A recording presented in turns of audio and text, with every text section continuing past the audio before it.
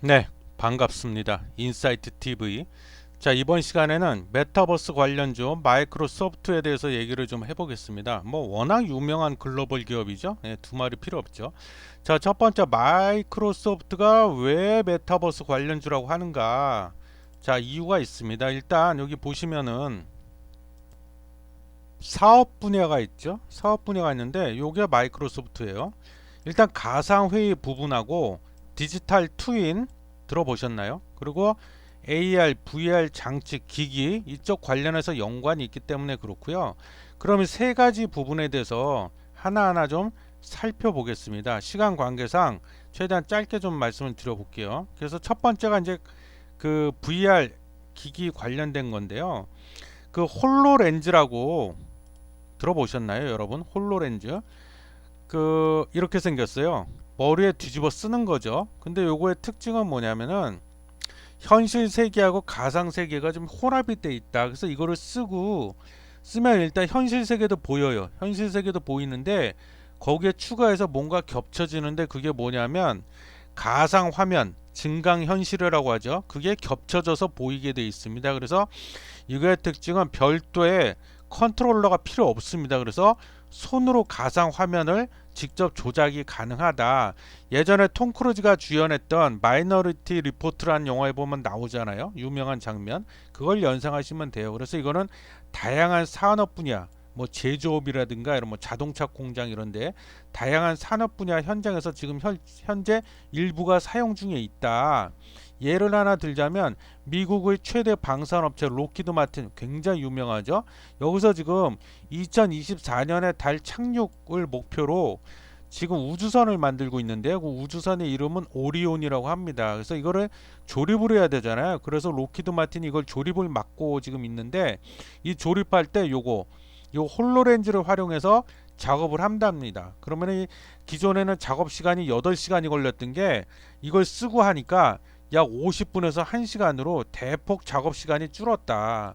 이게 뭐 얼마가 줄어든 거예요? 뭐 8분의 1로 줄어들었죠. 근데 홀로렌즈는 약간 좀 안타까운 게 하나 있다면 이건 B2B다.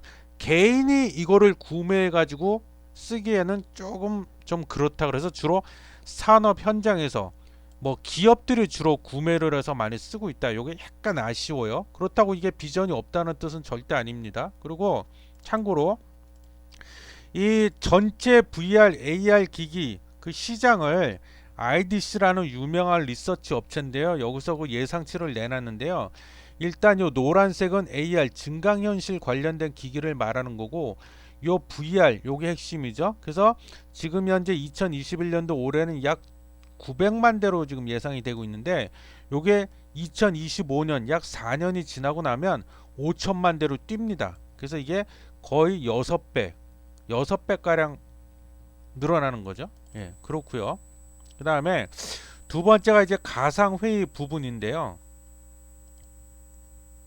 이 부분은 마이크로소프트가 팀즈, 영어로 팀즈라고 하는데 그거를 이미 내놨습니다. 그래서 요거는 지금 뭐 제가 그림을 하나 준비해 놨는데 이렇게 그래서 총 9명이 이제 모여서 회의를 하는데 이 화면을 서로 공유하는 거죠. 다 같이 화면을 보면서 이제 9명이 이런 식으로 참여를 해서 실시간으로 소통하면서 회의를 진행하는 거죠. 그래서 이제 물론 이 사람들이 처한 공간은 다 다르죠. 자기 집일 수도 있고 뭐 사무실일 수도 있고 이 팀즈가 나와 있는데 요거는 사실은 약간 좀 뭐랄까 좀 실감이 좀 덜 난다 그래서 이 화상회의 솔루션 그 팀즈용 메시라는 걸 또 내놨는데 지금 현재 참고로 팀즈의 총 사용자 수가 세계적으로 약 2억 5천만 명이라고 하네요. 거의 3억 명이 육박하죠. 엄청 많이 쓰고 있죠. 그래서 여기에 이제 추가로 업그레이드를 한 거죠. 그래서 이 팀즈용 메시라고 해서 이거를 내놓을 겁니다. 근데 이거는 이제 여기다가 3D 이미지를 구현할 수 있는 소프트웨어 그 이름이 뭐냐 메시입니다. 요거를 결합을 해놓은 거죠. 그래서 요 아바타를 활용해서 현장감 있는 회의가 진행 가능하다. 근데 이것도 아쉽게도 B2B입니다. B2B. 그래서 요런 게 나와 있는데 예를 들면 제가 그림을 좀 준비해 봤는데 이런 식으로 그래서 지금 현재 회의에 두 사람이 참석하고 있죠. 뭐 10명도 가능해요. 그래서 이제 각자 자기를 닮은 아바타를 이렇게 만들어 가지고 실제 채팅까지 해가면서 이렇게 할 수 있는 거죠. 회의를. 그러면은 조금 더 회의가 현장감이 있겠죠. 그리고 좀 더 빠른 의사소통이 가능하고 이런 것도 지금 내놓을 예정이라고 합니다. 자, 그 다음에 이제 세 번째 디지털 트윈 분야가 있는데 요건 뭐 들어보신 분도 있고 그렇지 못하신 분도 있을 텐데 요거는 뭐냐면 트윈이 뭐야 쌍둥이란 뜻이잖아요. 그래서 이 다이나믹스 365 커넥티드 스페이스라는 서비스, 이건 서비스 이름입니다. MS에서 제공하는 서비스 이름인데 일단 디지털 트윈이 뭔지를 알아야겠죠. 직역하면 디지털 쌍둥이. 그래서 굳이 풀어서 해석을 하자면 가상의 공간, 이게 포인트죠. 가상의 공간에 현실을 그대로 재현해내는 겁니다. 어떻게 보면 복제, 똑같이 복제하는 거죠. 그래서 트윈이라고 합니다. 디지털 트윈. 그래서 이걸 그대로 복제를 해갖고 여기서 이제 시뮬레이션을 한번 해보는 거죠. 가상의 공간에서. 그래서 이거를 통해 이제 확보한 각종 데이터들을 현실에 적용해서 문제점이라든가 이런 걸 보완하고 개선해 나가는 거다. 그게 디지털 트윈이다. 그래서 디지털 트윈이 요즘 또 대세인데 좀 이해를 돕기 위해서 이미지를 준비해 봤습니다. 예를 들면 자, 이게 실제 존재하는 뭐 공작 기계 머신이야. 제조업에서 쓰는 기계인데 요거를 그대로 가상의 공간에 똑같이 복제를 해갖고 이렇게 만들어 놓고 여기서 시뮬레이션 테스트를 막 하는 겁니다. 시운전을 해본다든가 그러다 보면 이제 여기서 각종 뭐 문제점이 발견이 될 수도 있죠. 그리고 뭐 분당 회전율, 뭐 이게 작동할 때 온도가 몇 도까지 상승하는지 이런 굉장히 세부적이고 디테일한 다양한 그런 데이터들을 다 수집을 합니다. 그래서 이걸 토대로 시뮬레이션을 해봐서 아 이러이러한 문제점이 있구나. 그럼 이거를 이제 개선을 해 나가는 거죠. 그리고 뭐 이런 또 터빈이다. 이게 터빈이 맞나? 터빈이 맞는 뭐 항공기 엔진 같기도 하고 제가 뭐 박사가 아니라서 잘은 모르겠는데 엔지니어가 아니라서 근데 하여튼 뭐 그런 거라고 치고 그래서 요게 실물로 존재하는 실제 뭐 항공기 엔진이라고 치고 가정을 해봅시다. 그래서 엔진이라고 치면 요걸 똑같이 디지털 트윈 그대로 복제를 해갖고 가상의 공간에다 이걸 만들어 가지고 여기서 또 시운전을 해보는 거죠. 그게 디지털 트윈이다. 그래서 이런 서비스를 또 내놨다. 근데 이것도 앞의 두 가지와 마찬가지로 이거는 B2C라고 할 수는 없고 개인이 이런 걸 쓸 일이 뭐가 있겠어요. B2B죠. 주로 기업에서 많이 사용을 하겠죠. 이런 서비스를 많이 이용하게 될 것이다 앞으로. 그리고 끝으로 요 세 가지 이유 때문에 이제 메타버스 관련주라고 말을 하는 거고요. 그 다음에 이것만 있냐? 그게 아니다. 또 다른 날개라고 제가 표현을 했는데 MS의 또 다른 날개 클라우드 컴퓨팅 부분입니다. 클라우드. 그래서 이 클라우드 세계 시장 점유율을 보면은요. 여기 제가 간단한 표를 좀 준비를 해봤는데 자 2020년이죠. 근데 여기 보면 뭐 아마존도 유명하잖아요. 아마존 웹 서비스 워낙 유명하죠. 근데 요 부분이 MS가 차지하는 시장 점유율인데 클라우드 부분에 있어서 20%를 차지하고 있다. 물론 1등은 부동의 1등은 아마존입니다. 아마존인데 그리고 2021년 올해는 1% 늘어나갖고 점유율이 21%가 되고 있습니다. 지금. 근데 이거는 과거 2018년도부터 보면 보이시죠? 계속 늘어나고 있다. 16.5%였던 것이 2019년 18%, 2020년 20%, 2021년 21% 꾸준히 증가하고 있다. 클라우드 부분 세계 시장 점유율이. 그래서 이쪽 매출도 짭짤하다. 그리고 앞으로는 더 증가할 확률이 높다. 그래서 이것도 클라우드도 제가 왜 이 시장이 폭발적으로 늘어날 거라고 하냐면 메타버스하고 관련이 돼 있죠. 그 메타버스형 콘텐츠를 만드는 기업이 있다고 만약에 친다면 이 기업들이 메타버스형 콘텐츠를 많이 개발해서 시장에 내놓으면 내놓을수록 막대한 데이터가 만들어질 텐데 사용자들이 또 그걸 이용하면서 또 발생하는 막대한 데이터가 있잖아요. 그걸 어딘가에 보관을 해야 돼. 분명히 보관을 해야 되는데 이거를 자체 서버를 구축을 한다. 부담스럽습니다. 돈도 어마어마하게 들어갈 뿐더러 그 관리하기도 힘들어. 그래서 추세는 빌리는 거죠. 렌트. 다 빌려서 쓴다. 그래서 이것도 메타버스하고 어떻게 보면 연관이 크죠. 그래서 이 시장도 굉장히 전망이 밝다. 그렇게 해서 마이크로소프트의 그러니까 왜 메타버스 관련주인지 하고 메타버스 관련해서 사업 분야가 뭐가 있는지 그리고 앞으로의 비전에 대해서 쭉 말씀을 드렸고요.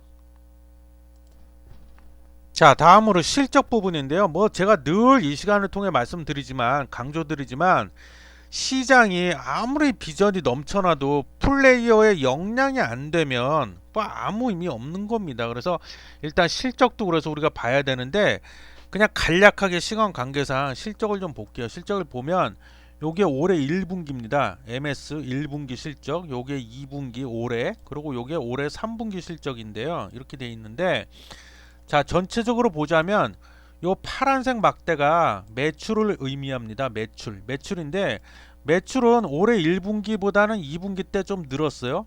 그리고 올해 3분기 때 조금 살짝 줄었어요. 그래서 이거를 이제 금액으로 보면 자, 올해 3분기 매출이 얼마가 나왔냐?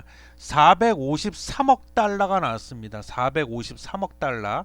2분기 때는 461억 달러였는데 살짝 줄었죠. 근데 시장의 예상치는 뛰어넘었다. 매출이 더 잘 나왔다. 시장 예상치보다. 그리고 요 회색 막대가 주당 순이익 EPS 한 주당 벌어들이는 순이익인데 요것도 2분기보다는 근데 주당 순이익은 2분기보다는 3분기 때 좀 늘어났습니다. 근데 자, 3분기 때 EPS도 시장에서는 예측한 게 2.08달러였는데 실제 나온 EPS는 2.27달러로 시장의 예상치를 이것도 뛰어넘었다. 나쁘지 않죠, 절대? 예, 그렇습니다. 그리고 보다 자세한 재무제표, 뭐 손익계산서, 뭐 이런 거는 그건 좀 시간이 너무 많이 걸려가지고 따로 제가 나중에 봐가지고 따로 그 부분만 떼어내서 좀 상세하게 같이 분석을 해볼게요. 그 부분은. 자, 그래서 추가로 좀 더 말씀드리자면요. 아까 제가 올해 3분기 매출이 453억 달러 나왔다고 그랬잖아요. 근데 이거는 전년 2020년도 동기, 즉 3분기하고 비교를 해보면 22%가 증가한 수치고요.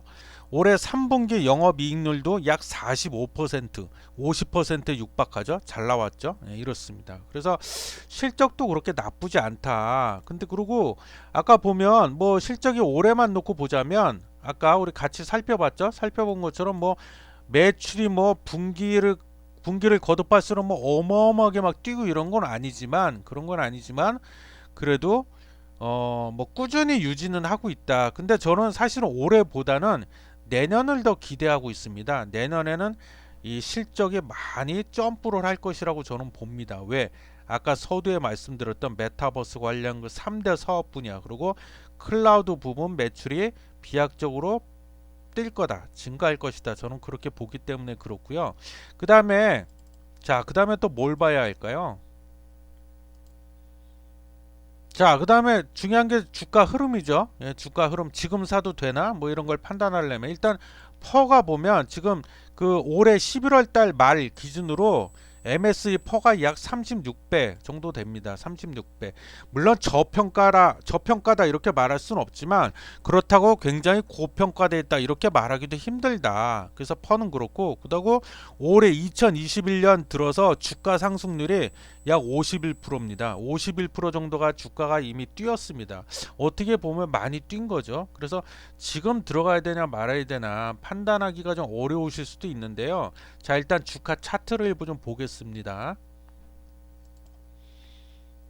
자, 이게 주가 차트인데요. 오늘 날짜가요. 2021년 12월 17일 금요일입니다. 금요일인데 종가가 보니까 324달러가요. 324달러. 그리고 11월 22일 날 얼마 안 됐죠? 349달러가 넘었습니다. 그래서 이게 어떻게 보면 전고점이라고 할 수 있고 그다음에 최근 바닥이 6월 29일 날 올해 267불로 바닥을 찍었네요. 그래서 쭉 이렇게 올라왔어요. 이때 한번 좀 하락했다가 쭉 갔다가 지금은 좀 조정이라고 봐야겠죠. 살짝 요날 전고점 찍은 이후로 살짝 좀 조정이 나오고 있는데 그럼 지금 사도 되냐? 결론부터 말씀드리자면 저라면은 그냥 지금 사겠습니다. 지금 사고 왜냐하면 뭐 제가 지난 시간에 말씀드렸던 엔비디아, 페이스북, 뭐 퀄컴 다 마찬가지. 이거 무조건 장기로 들고 가셔야 돼요. 무조건 장기 투자. 최소 1년에서 2년 최소 갖고 있어야 되는 주식이기 때문에 물론 조정이 더 나올 수도 있습니다. 그래서 요게 61선이잖아요. 60일선까지 심지어 뚫고 내려갈지 그건 아무도 몰라요. 10만이 알죠. 설사 최악의 경우 60일선까지 뚫고 내려갔다고 해도 어차피 장기로 들고 갈 거기 때문에 이거 반등 나온다. 그래서 이거 349불 뚫는다. 저는 제가 장담을 합니다. 그래서 어차피 내년 내후년까지 본다면 이거 신경 쓰지 마라. 그래서 저라면 이거 지금 들어가도 상관없다. 조정 받을 거 각오하고 들어가면 된다. 어차피 장기니까.